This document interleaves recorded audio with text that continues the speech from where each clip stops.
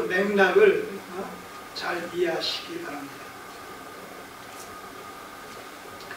자, 그러면 오늘 1절에서 18절까지의 내용을 통해서 이 요한은 아까 뭐라고 그랬어요? 목적 중에 하나가 예수께서 하나님의 아들 그리스도이심을 믿게 하려 합니다 라고 얘기했죠. 자, 그런 의미에서 이 1절에서 18절까지의 내용을 통해서 예수 그리스도는 어떤 분인가? 이런 질문을 가지고 거기에 답을 찾는 형식으로 오늘 18절까지의 내용을 한번 검색해보자고요. 탐구해보자고요. 사도 요한이 예수는 하나님의 아들이시요 아들로서 그리스도이시다 라는 사실을 믿게 하려고 한다고 했는데 사도 요한이 과연 예수 그리스도가 하나님의 아들이여 그리스도다 라는 이 부분을, 이 주제를 어떻게 논증하고 있는지, 어떻게 독자들에게 나타내 보여주고 있는지, 그런 의미에서 예수는 누구신가? 예수는 누구셔요? 하나님의 아들이시요 또한 구약에 예언된 메시아의 당사자 그리스도이시다. 메시아는 구약적 표현이고 그리스도는 신약적 표현입니다. 히브리어로 메시아, 또 헬라어로 그리스도, 그렇게 표현이 달리 표기된 것이지 내용은 그 구조를 얘기합니다. 구세주를. 자, 그럼 예수는 어떤 분이신가? 그 제목에 우리 답을 찾는 식으로 18절까지의 내용을 살펴보겠습니다. 자, 첫째, 예수는 어떤 분이시냐라고 했을 때 1절 보니까 태초에 말씀으로 계신 분입니다. 태초에 말씀이 계시니라. 태초부터 말씀으로 계신 분이다. 말씀으로 계신 분. 말씀으로 계셨던 분. 여기서 태초에 말씀이 계시니라. 창세기 1장 1절에 태초에 하나님이 천지를 창조하시니라. 뭔가 뉘앙스가 비슷하죠. 이 사도 요한은 이 구약에 상당히 정통했던 것으로 여겨지고 또 어느 정도 이 창세기를 염두에 두고 상당 부분 이 초반부를 기록하고 있었다. 이렇게 우리가 짐작할 만한 충분한 근거들을 우리가 엿볼 수가 있어요. 그 첫 번째가 바로 이러한 내용이죠. 1장 1절 요한복음을 시작하면서 태초에 말씀이 계시니라. 이 태초라는 표현을 썼습니다. 창세기 1장 1절에서는 태초에 하나님이 천지를 창조하십니다. 요한복음 2장에 가면 가나에서 그 혼인잔치에서 물을 포도주로 만드는 그런 이적 기사를 예수님께서 행하신 최초의 그 이적 기사로 그렇게 소개를 하고 있습니다. 가나의 혼인잔치 사건이 소개되고 있어요. 창세기 2장에서는 바로 아담과 하와를 지으셔서 그들이 부부가 되게 하시는 이러한 그 결혼에 관한 아담과 하와의 결혼의 내용이 소개되고 있습니다. 앞으로 이제 나가면서 살펴보도록 하고요. 어쨌든 이 태초에 말씀이 계시니라 라는 것을 통해서 예수님은 어떤 분이신가? 주님의 정체성을 얘기할 때 태초부터 말씀으로 계신 분이다. 태초부터 말씀으로 계신 분이다. 역시 이 태초는 역사의 시작이기도 하지만 창세기 1장 1절에서 의미하고 있는 역사의 출발, 역사의 시원을 의미하기도 하지만 이 요한복음에서는 특별히 태초가 그것뿐만 아니라 역사 이전의 영원 세계까지를 포괄하고 있는 그런 의미의 단어입니다. 자, 그런 의미에서 태초에 말씀이 계시다라는 얘기는 말씀의 선제성을 얘기합니다. 말씀이 창세 이전부터 계셨다는 거예요. 창세 이전부터. 자, 그렇다면 도대체 이 말씀의 정체가 뭐냐? 이게 의심스럽잖아요? 의심을 갖게 하잖아요? 태초에 말씀이 계셨다. 근데 이 말씀이 하나님과 함께 계셨고 이 말씀은 하나님이다. 이렇게 얘기해요. 자, 여러분, 말씀이라고 했을 때 말씀 그 자체가 인격체일 수 있겠습니까?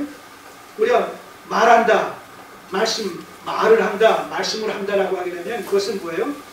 어떤 의지의 표현이요, 사상 전달의 수단이요,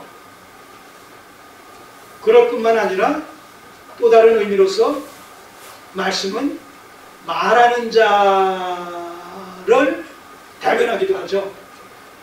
네, 말하는 자를 대변하기도 해요. 청와대 대변인이 나와서 대통령의 어떤 그 문서를 읽는다, 대독한다라고 했을 때 그는 대변인이지만 그가 읽는 그 내용은 누구예요? 대변인의 얘기가 아니라 대통령의 얘기란 말입니다.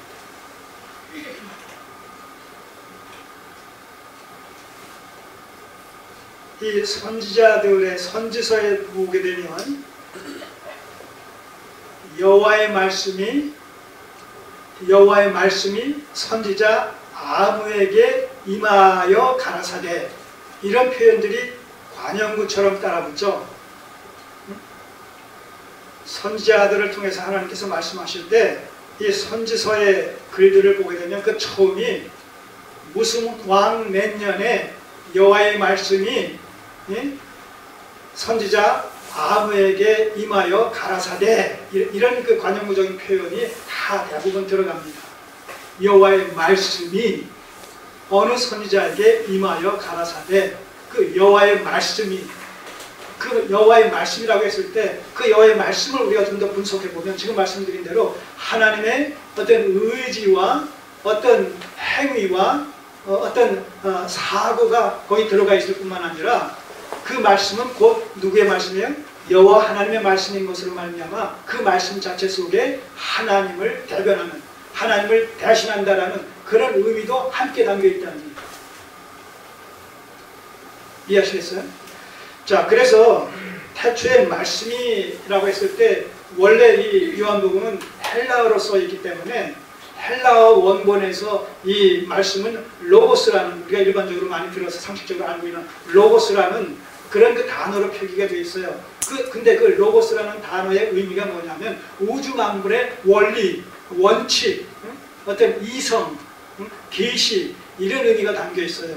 근데 여러분들이 아시다시피 이 헬라적 이 사고 속에서는 이원론이 지배하고 있기 때문에, 이원론적 사상체계가 지배를 하고 있기 때문에 이 로고스에 해당하는 원리 원칙 근본에 해당되는 이런 주제들이 말씀이 육신이 되어져서 육신이 되어진다, 육신과 결합되어진다라는 사실은 있을 수가 없는 거예요. 이원론적 사고체계 속에는.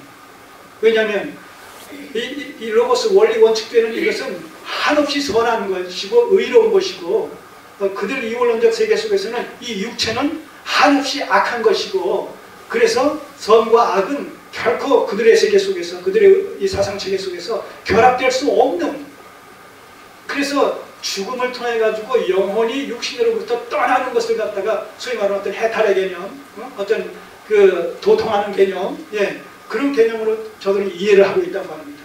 그런 의미에서 쓰여지기는 여기서 헬라어로서 로고스로 쓰여졌지만, 그러나 그 로고스가 담고 있는 의미는 이 사도 요한이 헬라적 사고체계 속에서 그 로고스라는 말을 쓴 것이 아니라 히브리적 사고체계 속에서, 유대인의 관점에서 히브리적 사고체계 속에서 로고스의 의미를 사용했다는 것이죠. 그 히브리적 사고의 의미가 뭐예요? 지금 말씀드린 대로 하나님의 뜻, 하나님의 의지적인 어떤 행동, 나아가서는 하나님 자신을 대변하고 대신하는 그런 이름이라는 개념으로 이 말씀을 사용하고 있다는 것이죠. 사도 요한이. 자, 그렇기 때문에 사도 요한이 이 말씀을, 그런 의미의 말씀을 지금 사용하고 있는데, 이 말씀을 누구에게 적용시켜서 지금 이 말씀을 쓰고 있어요? 이미 우리가 알고 있듯이 네? 이 말씀을 누구에게 적용시키고 있어요? 14절 말씀이 육신이 되어 우리 가운데 이 누구예요? 예수 그리스도니까 여기서 이 말씀을 사도 요한은 그 히브리적 사고 속에서 얘기하고 있는 그런 때로는 하나님 자신으로 이렇게 언급되어지기도 하는 이 말씀의 의미를 갖다가 지금 예수 그리스도에게 적용시키면서 논리를 전개시켜 나가고 있단 말입니다. 자, 그런 의미에서 요한의 생각 속에는 이미 뭐 어떤 생각이 사상체계가 자리 잡고 있냐 하면 그 구약시대의 히브리적 사고 속에서 하나님의 이름을 대변하기도 하는 이 말씀을 지금 예수 그리스도에게 적용시킴으로 말미암아 예수 그리스도가 곧 하나님이시다. 나아가서 하나님의 아들이다라는 이제 삼위일체론적 어떤 존재 양식에 근거해가지고 그런 표현을 씁니다만 예수 그리스도와 하나님은 하나다. 10장 30절 같은 데 보게 되면 예수님께서 말씀하신 가운데 나와 아버지는 하나다 이런 말을 하니까 지금 유대인들이 참나하도다 하면서 잡아 죽여라 해가지고 십자가에 달리는 죄목 중에 하나가 그거거든요. 월거 신성 모독죄를 적용시켜가지고 왜 하나님과 자신이 하나라고 하니까 유일신 사상에 근거한 신앙 유대교 신앙을 갖고 있는 유대인들의 입장에서는 이건 도저히 용납할 수 없는 발언입니다. 그렇지만 사도 요한은 뭐예요? 바로 계시 속에서 삼위일체론적인 그런 그 존재의 양식 속에서 예수 그리스도와 하나님이 본질상 하나님이시다라는 사실을 염두에 두고 그것을 지금 논증시켜 나가는 것이죠. 자, 그런가 하면 예수 그리스도와 하나님이 하나다라는 말의 또 다른 의미는 예수 그리스도는 하나님의 자기 계시의 수단이다 합니다. 오늘 좀 영어들이 좀 어려울지 모르겠어요. 근데 이 말씀 자체가 그렇게 상당히 요한의 사도 요한의 신학이 이렇게 아주 신명오명한 그런 것들이 많이 담겨져 있어가지고 쉽게 이해되지 않는 부분이 있을 수 있단 말입니다. 두 가지 사실이에요. 이 말씀으로 지금 예수 그리스도를 염두에 두고 하나님에게 적용되어졌던 이 말씀이라는 단어를 예수님에게 적용시키려는 사도 요한의 의도는 바로 그런 의미에서 예수는 하나님과 동등한 분이다. 삼위일체론적 관점에서 존재 양식 속에서 존재론적 삼위일체라고 그러죠. 존재론적 삼위일체 관점에서 성자 하나님과 성부 하나님은 존재론적 관점에서 그 본질상 한 분이시다. 바로 이것을 강조하고 두 번째는 예수 그리스도가 하나님께서 스스로를 계시하기 위한 수단과 방편으로 예수 그리스도를 사용하셨다는 것이죠. 그러니까 예수 그리스도는 하나님의 신적 계시 그 자체라는 거예요.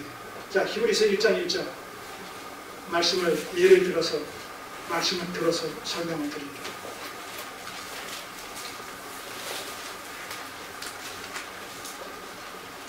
자, 이런 걸 보면 우리 그리스도인들이 성경을 이해하는 그 수준과 정도라는 것이 정말 얼마나 높아야 되겠는가. 이게 결국은 교리체계라고 볼 수가 있는데요.